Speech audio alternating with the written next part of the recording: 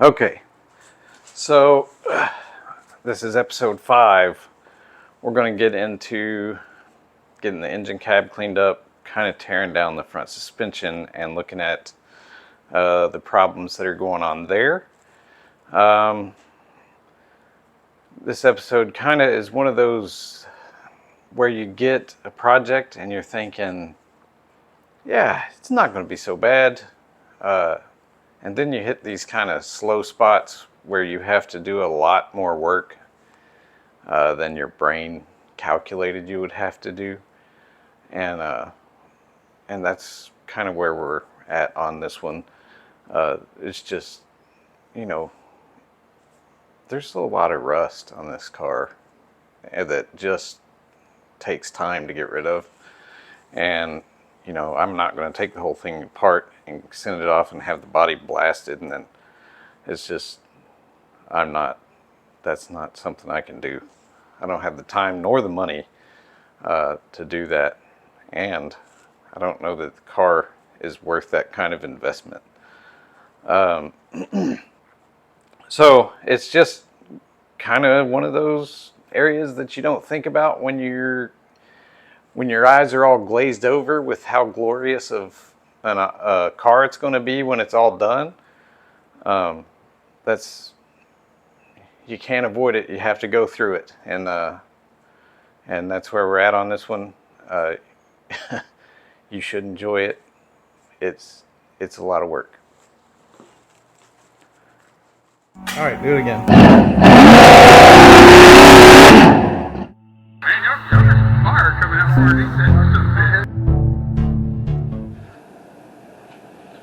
All right, so I had a bunch of stuff recorded in the process of taking all of this apart. This is generally not how it would come apart, but this has a broken torsion bar. The broken torsion bar pieces are right there. That big long piece and that little piece next to it. There's the old starter, the strange spread war Holly carburetor, factory intake. All unrelated to this endeavor. Oh my god. Front suspension on this car is probably factory. It's a good safe bet. This bolt section here actually holds the lower control arm in place. It goes through the K-member.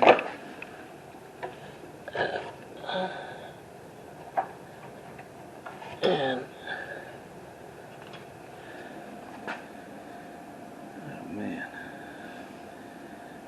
on this car, the K-member itself, where it bolts through, has been walled out. So, on top of the fact that it had a broken torsion bar, and the two things may be related. Just under the gearbox is where that hole that you can just barely see peeking out is where that bolt actually gets tightened up at. And then it goes through right there. And as you can see, that is in terrible condition. And it looks like it has been moved around in that condition quite a few times. So I'm going to look at if I can get that straight or not. If I can get it straight, I can weld it. If I cannot get it straight, I can't weld it. I'll have to get a K-member, which they're not impossible to find. They're out there. I just would rather not spend that money, especially if I can weld it. It is good solid steel, but it is beat up. So it's time to pull this K-member out. To do that, you gotta go in here, take these two bolts out and the same two bolts on the other side, and drop the K-member. Have the new one over here. And I'm going to throw a jack under this so that I'm not trying to hold it up. I've gone and sprayed down the bolts with some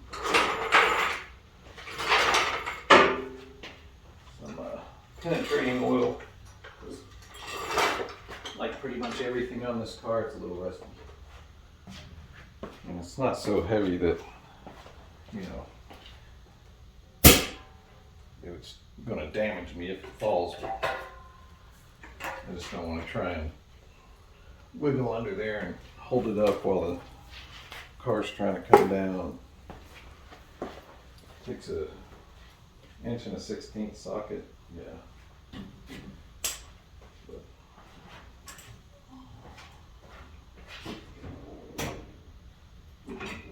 hopefully the air impact will just buzz it right off of there.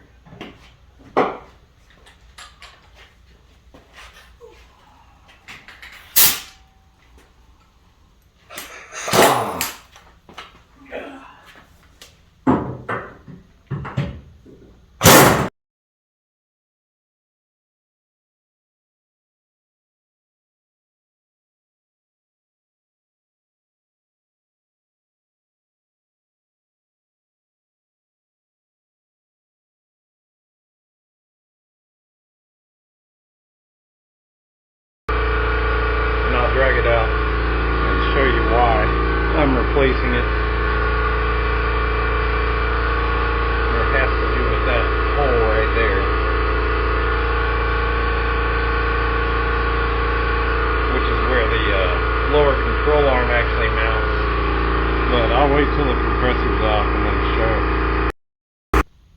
So I just need to drag it out from under there. I let the anti-roll bar attached to it. It's just as easier to take it off once it's out from under the car.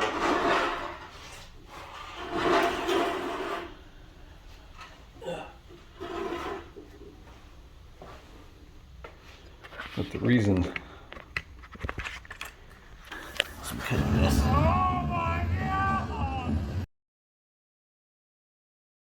Lower control arm bolts in right here. That bolt right there goes through here. And as you can see, it is not in the greatest of condition. So I'm not sure what happened there, but the car also has a broken torsion bar on this side. They are, I guess, noted for being kind of weak. But you can see the side here, it's not all busted up. So, and then this one, you can see the factory welds aren't great. I'm considering going through and doing some touch-up welding on this thing before it goes in the car. I also have to move the sway bar brackets from this one to that one, assuming they'll actually come off, and then replace sway bar bushings. But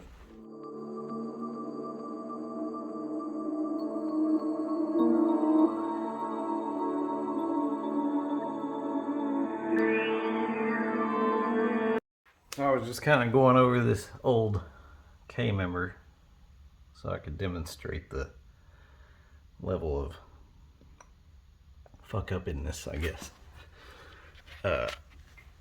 And you can see that's pretty much parallel there. But you put it on this guy,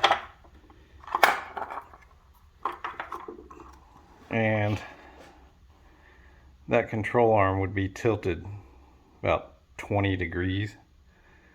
You can see it's just way off. Take it there, up there.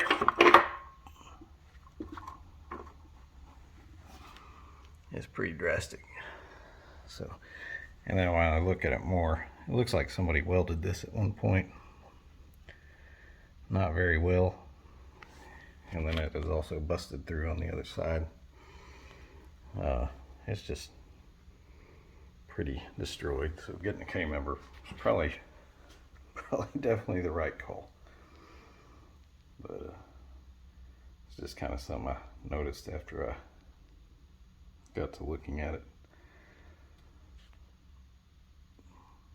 But I've already got the lower control arms ready.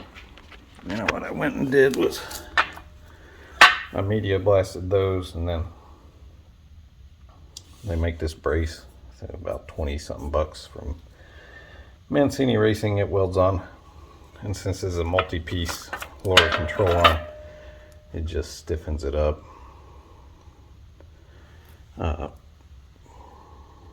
Some people don't think it does anything, but while it was apart, I would just as soon do it and be done with it.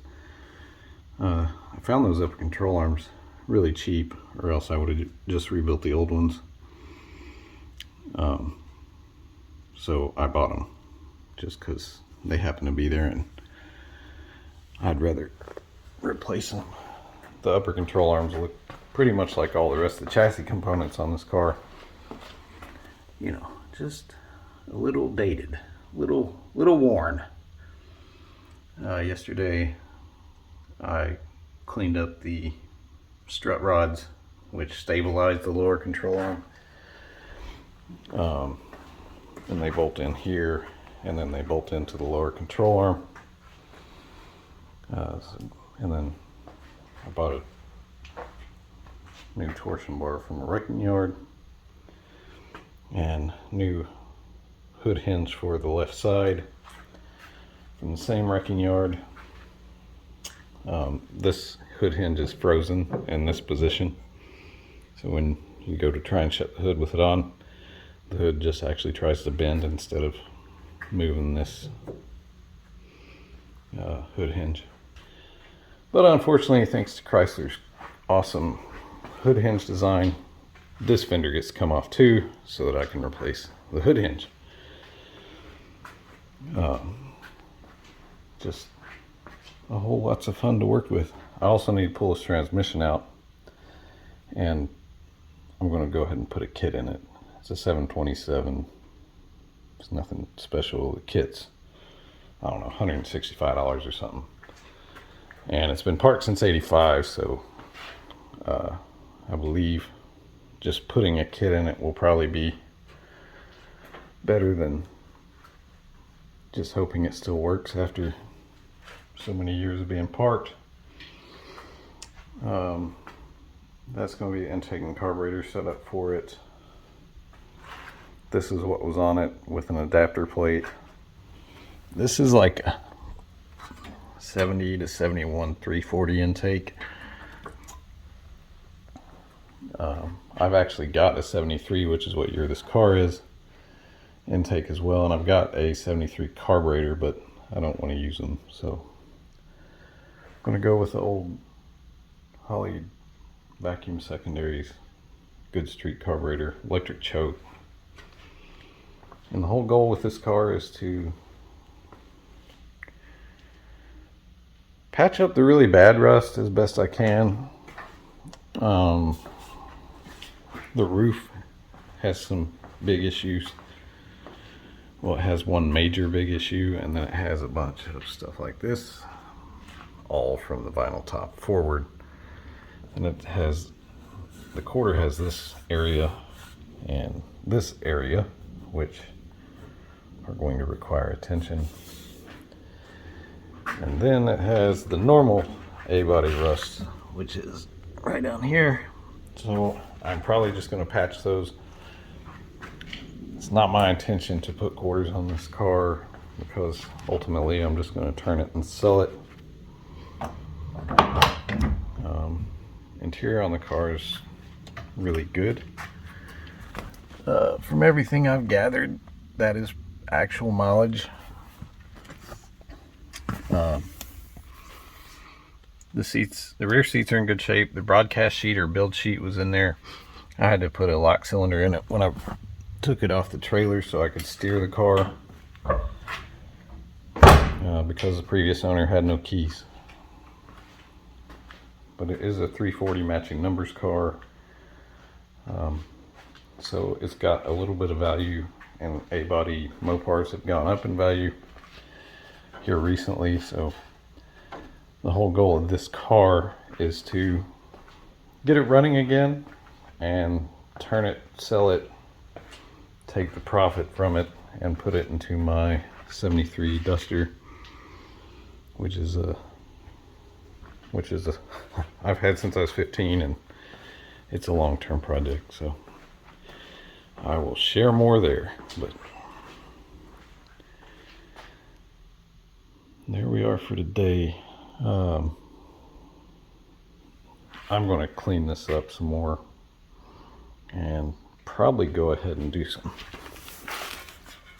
some welding here just to kind of beef these up. The mounts themselves don't look terrible, but the factory welds are not great.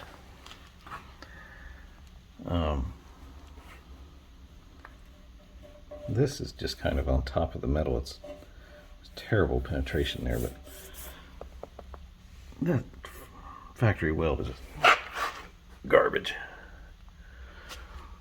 Those aren't bad. Anyway, so the big thing is this hole right here. This is the one that's all beat up on the other K member. So this one is serviceable. It looks like it might could use a little bit of welding.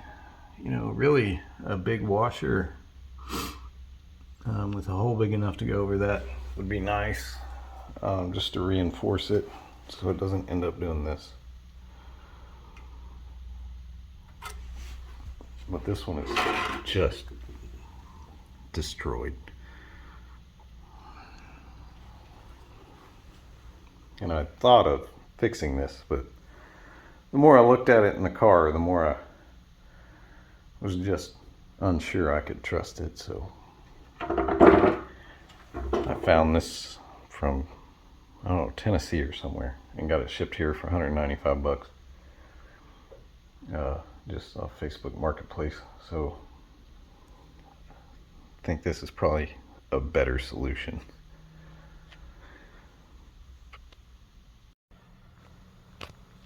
So I went through, I think I pointed out that this hinge had to be replaced. As you can see, it's kind of bent backwards. When the hood goes down, this is supposed to kick that way. But someone, when it bound up, just went ahead and kept pushing on it, and then that shoved the hinge the wrong direction.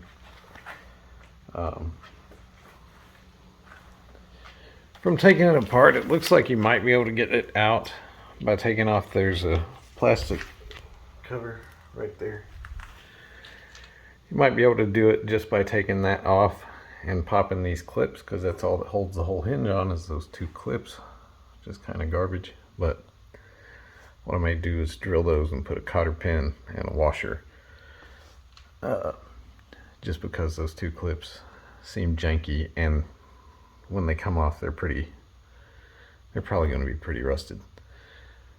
So I don't know how well they'll be reused. But I did take the whole fender off. It has to have some work done on it. Fender's back here with the seats, and over there is some rust, which I'm gonna clean up. But as a result of all that taking apart, this is sealed, so it's full of dirt dauber nest and just garbage. I'm gonna go ahead and vacuum that up while I've got this off. I'm gonna clean where the upper control arms ride, so that the adjustment eccentrics will actually move inside there, just to clean it up. I did take the front bumper off, which I had planned to do anyway, just so I can change the bolt holes and suck it in closer to the grill.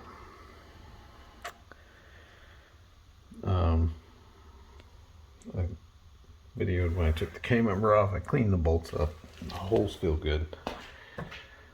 There's nothing in there. I've got new parts for, I don't have the drag link, but I got new tie rod ends and adjuster sleeves.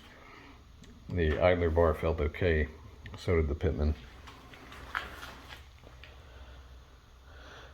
But it is coming pretty far apart.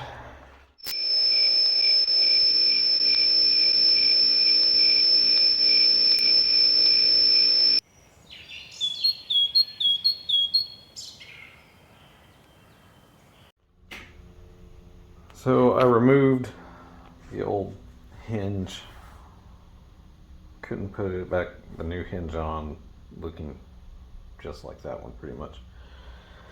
But then when I got in here, all of the seam sealer was separating. Of course there was some rust left in there, so I went and took that all out with a wire wheel and Scotch-Brite and got it down to metal, and then I put Rust-Oleum rust kill in there. And then now I'm going to prime it and give it some spray paint with this same paint color here, and then that way at least I know the seams are all closed up again. The rust is knocked out of there, and hopefully it'll be a longer lasting area than what it would have been without having done something about it. But got this seam sealer here from the old Amazon. This AK Fix 645. It works pretty good. Single part stuff. Just squish it out there. It doesn't look like the factory gave a whole lot of effort on the seam sealer to begin with, so I don't know that it can be worse, but that whole seam right there was, the seam sealer just came out in one giant piece. Of course that's probably because it's, 1973 model seam sealer. Still need to go through and clean all this up so I can put the fender back on. Still need to do a lot of sanding work on these fender wells and this firewall, but another little piece of progress on this thing. Just everything I take off, I can't make myself put it back together without trying to make it a little better. I did seam seal this joint right here. What came out of it was a big chunk of lead, and you can see right there there's a kind of a weld, like a big bump in the weld where it wasn't done all that cleanly, and that was just lathered on there from the factory. It's a lead, I guess, seam sealer, but took it out and just seam sealed that. That piece of lead came off just by me pulling on it. So like I say, everything I take off, just I can't put it back together the same way it came apart because it just looks terrible. So I will put the hinge back on, and then I will probably keep this whole front clip apart. I want to take the grill off. I should have taken it off before I pulled the fender because the fender kind of sits up under it, so it made it hard to get off. But the whole grill comes off. I've got to replace this fender as well. One, because of this rust hole. Two, because, well, the way it is. And then the bottom of the fender, the bolt holes are completely missing. And then when I put the new fender on, I will at least cut in the fender so it matches the rest of this paint. But as you can see, there's just a lot of work, and this is not even the worst part of the car. So I will share it as I go. I did get some parts in today, some energy suspension bump stops. the bushings to replace these. I got energy suspension version of those. Push rods for the motor, water pump. There's the intake and carburetor that are going back on it. There's the intake and carburetor that came off it. I have to get a new starter ordered. Haven't decided what I'm doing with that torque converter. But just gathering parts and, you know, waiting for the engine to come out of the machine shop. We'll have to build that. I should be working faster to get a lot of this done beforehand so that when the motor is done, it's kind of ready to go in. But it is what it is. I work on it as I see fit. So.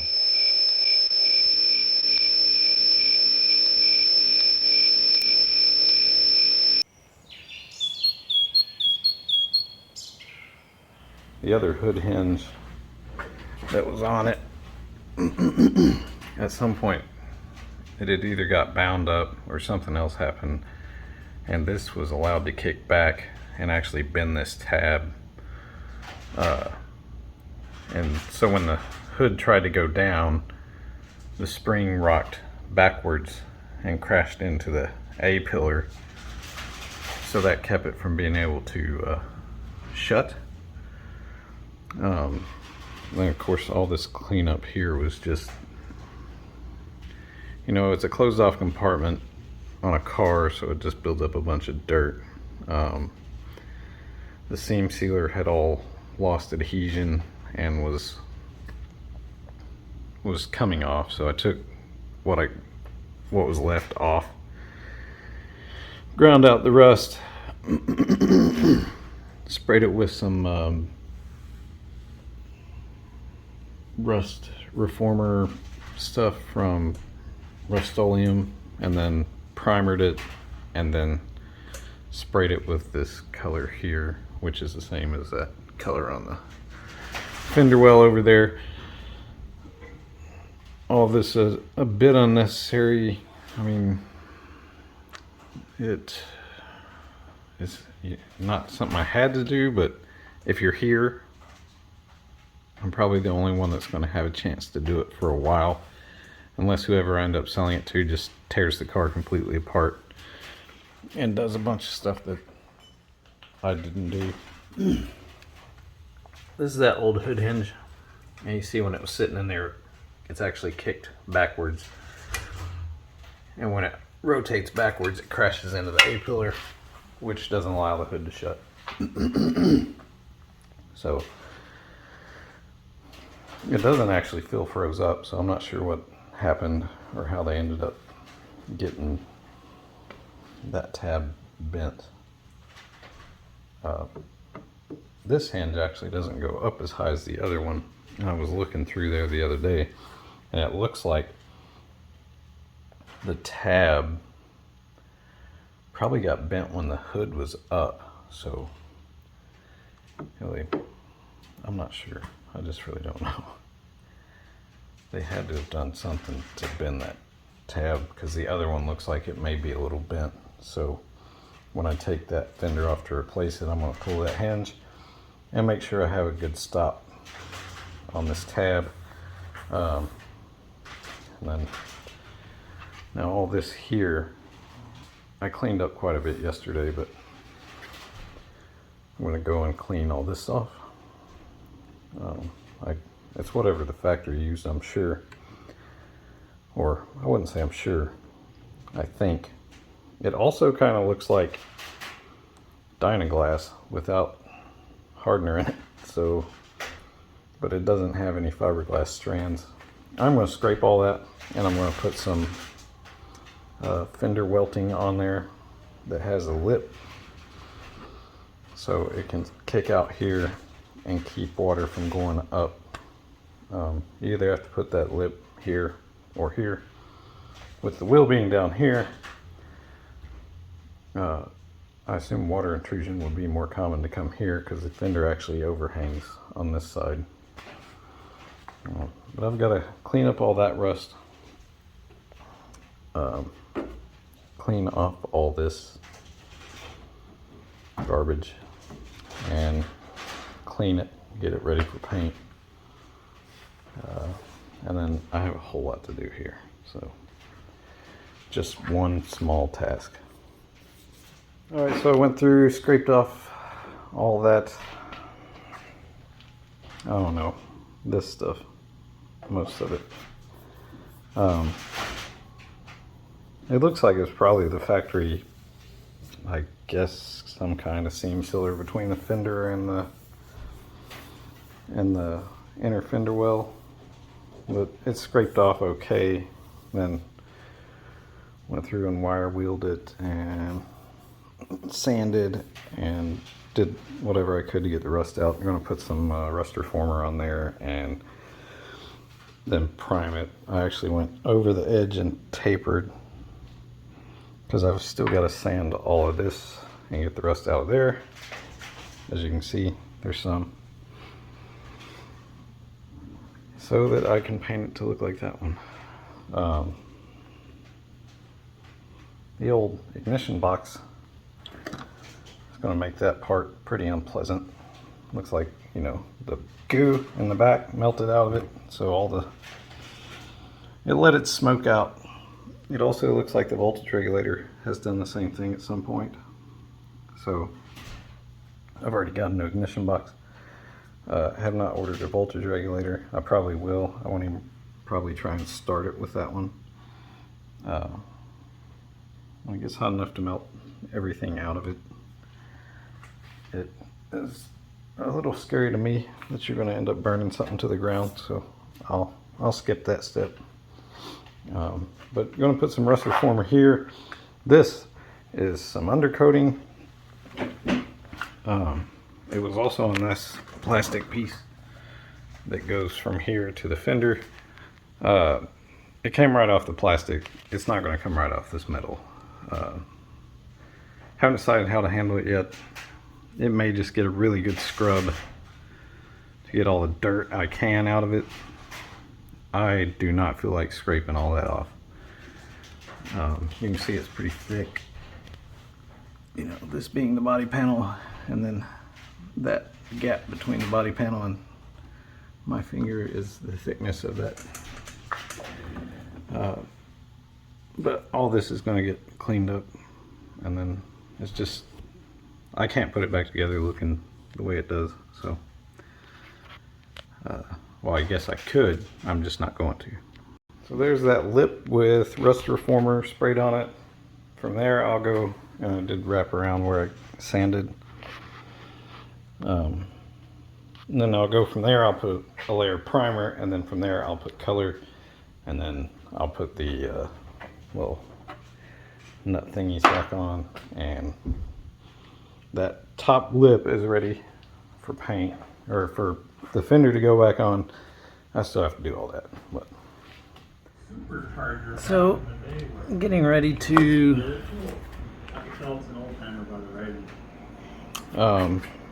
paint the firewall.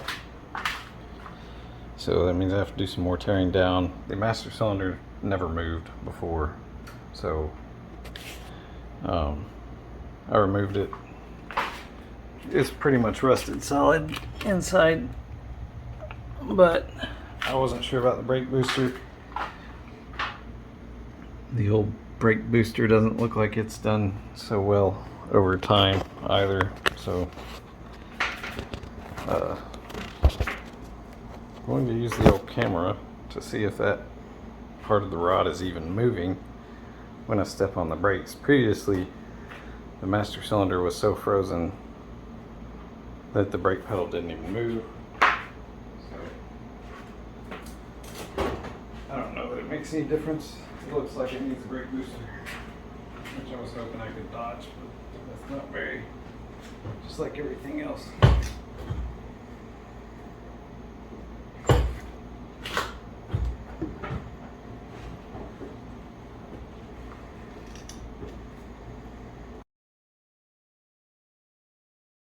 Video it again, then I'm going to have to watch it myself to see if it actually moves.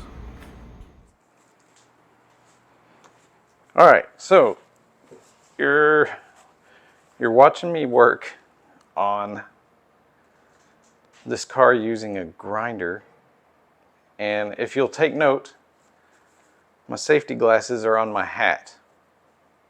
Not down here, they're up here. So, you know, don't do the things you see me do, because it's not going to help you when you go to the hospital and they say, you should have worn some safety glasses, and you can't tell them, well, I saw this guy on the internet do it and he had them on his hat and it worked. It's just, don't do it. It's bad for you. You can get injured. And if you do, it's not my fault. You made the choice. I made a bad choice. I could have got hurt. But don't do it like I do it. Do it the way you're supposed to.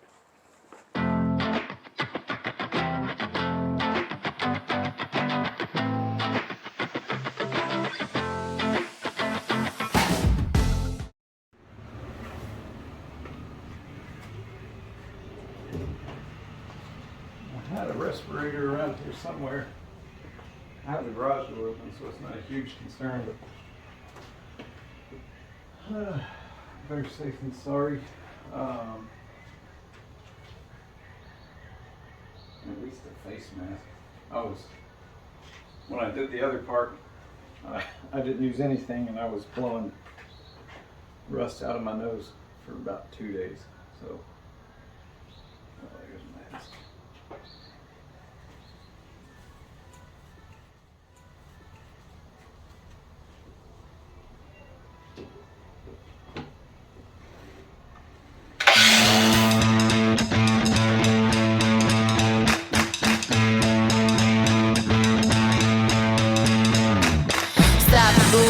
Yes, no, step outside, I bet you won't.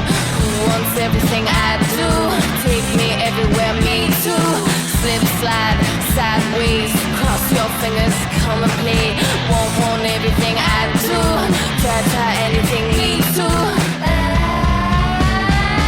Everywhere, everything. Dirty jeans from being free.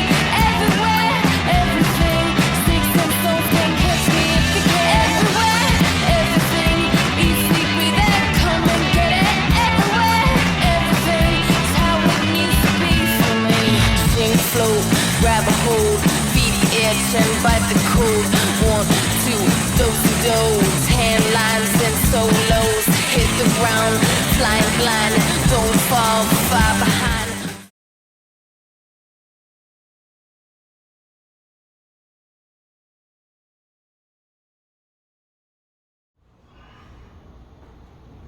This is what holds the firing harness in place right here. It hasn't been attached to it in quite some time, but I would tape it back to it whenever I put the harness back in place. That is assuming I can get it out. Oh, well, I don't want that idea. So, old plastic, just don't hold up.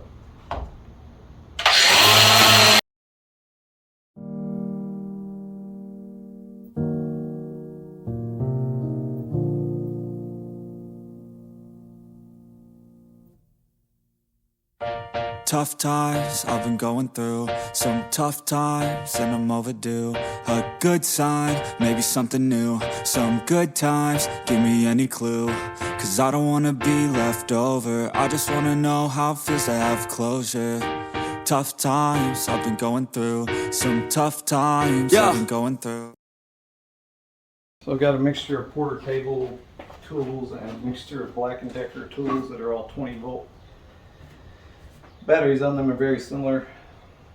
I had not modified this one to take the Black & Decker batteries, and evidently I'm not quite there yet on it.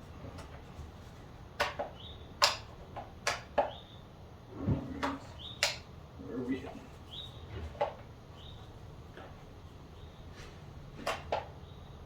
Yeah. So if you modify the tool and the batteries, both tools use the same.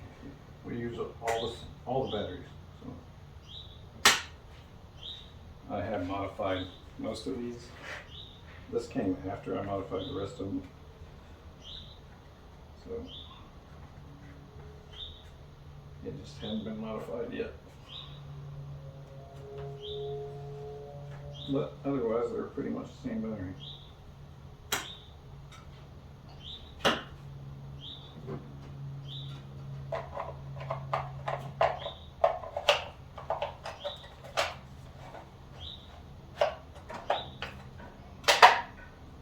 Not quite getting there. Yeah.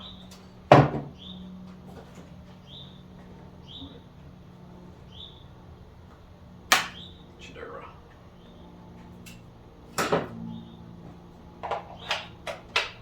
There we go.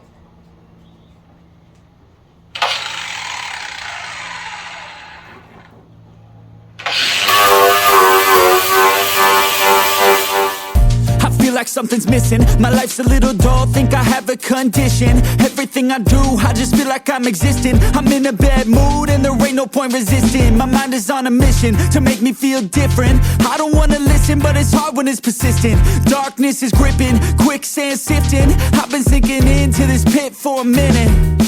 Tough times, I've been going through some tough times, and I'm overdue. A good sign, maybe something new.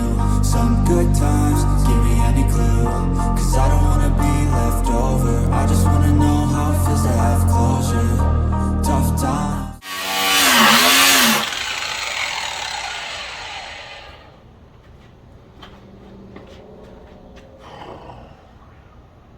So much rust.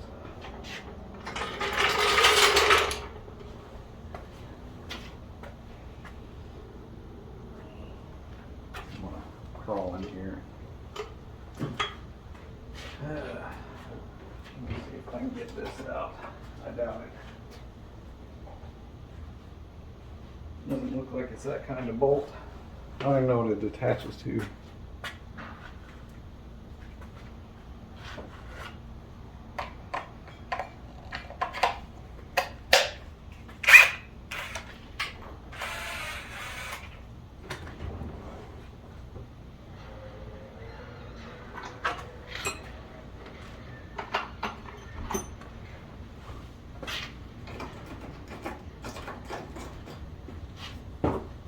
Serious doubts about this, but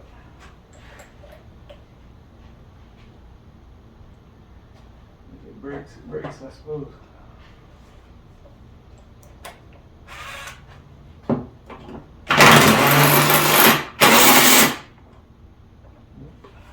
I think about half the head's rusted off of it.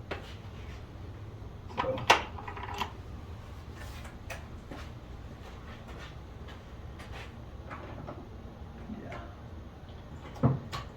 Looks like it wants to be 7/16, but it's not anymore. I'm betting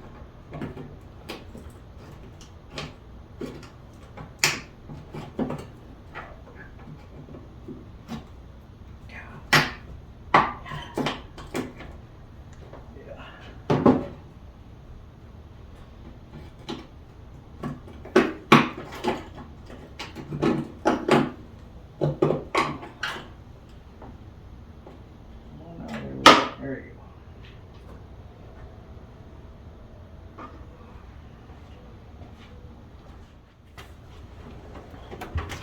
As you can see, the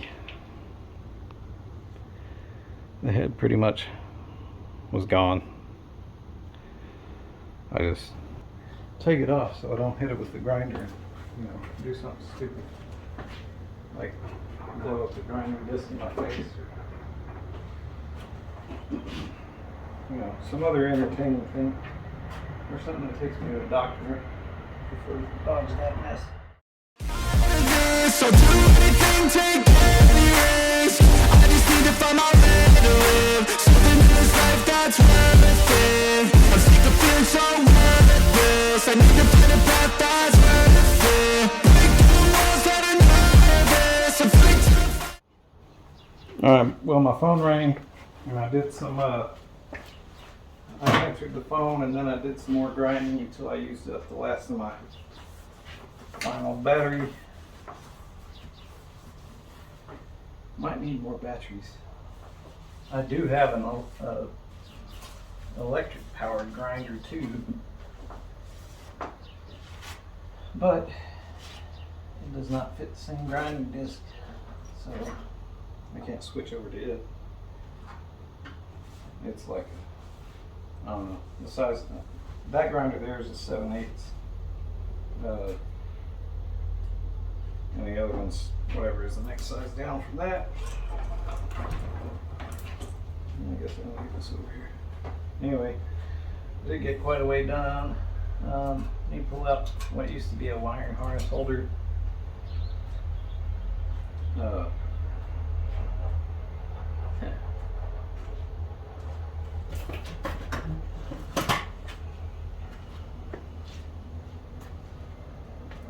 But I'm letting my 5 batteries charge up.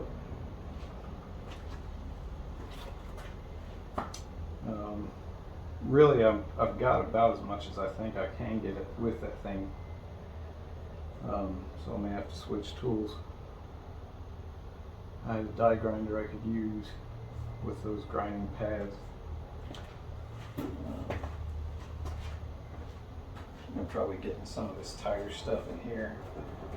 A little apprehensive about moving the brake lines because I don't want to run down a rabbit hole because I'm pretty sure they're not going to hold up. But for now, I think I'm going to do some cleaning up, and then when I get back to it, I'll do some more recording. All right, here we are, episode 5. Really, it's fixing to start making some pretty good progress. It's kind of hard to see it right now. Right now, it just looks like the car is becoming more parts than it used to be, and still dirty parts. So fixing to start knocking that stuff out, though, getting the rust out of the way. The engine bay has to be cleaned before I can really proceed with having an engine built and in the car and all that stuff. So the engine bay is a pretty big step. The inner fender wells they look like garbage, and just putting them back together that way it's just something I couldn't make myself do. So making some progress. In the next couple episodes, it is definitely, you're going to be able to see some marked improvements and be able to tell the difference from where we started to this point now. So hope you're enjoying it. It is just the journey of this car as I've worked on it, and man, it's a lot of work, but we're going to start seeing some payoff. Man, y'all got some fire coming out for it.